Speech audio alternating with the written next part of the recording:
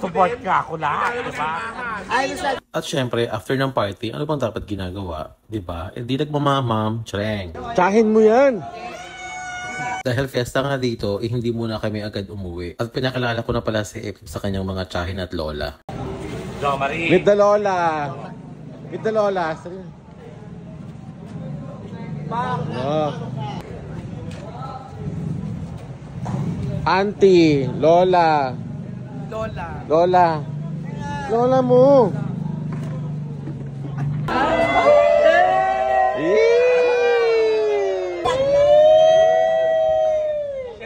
Ayun na. Ayun kamay ah. Ayun kamay ah. Hindi ka man nanalo sa Miss Gay, pero mukhang panalo ka sa puso ni SK. Agay! Hindi mo man mauwi ang corona, pero parang mauuwi mo ata si SK. Agay! Pwede na ano, chuchusi pa ba? Ilaban mo na yan, Epi.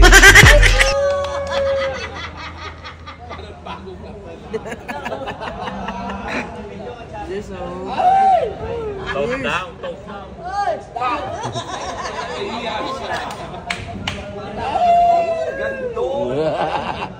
Gundo! Mga mare, mukhang malapit na nga maging taga rito si Epip dahil parang dito niya na matatagpuan ang magpapatibok ng natutulog niyang puso. At nag-toast na nga ang newlywed. Tsareng. Sabi na ito. Sabi na ito.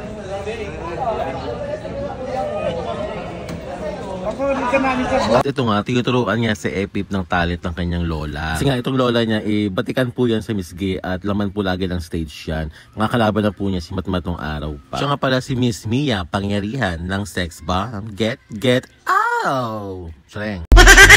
Pit Senior. Pa. Pit Senior. Pa. Dila, to. O, ganun lang daw siya. Nalasing. Kagabi.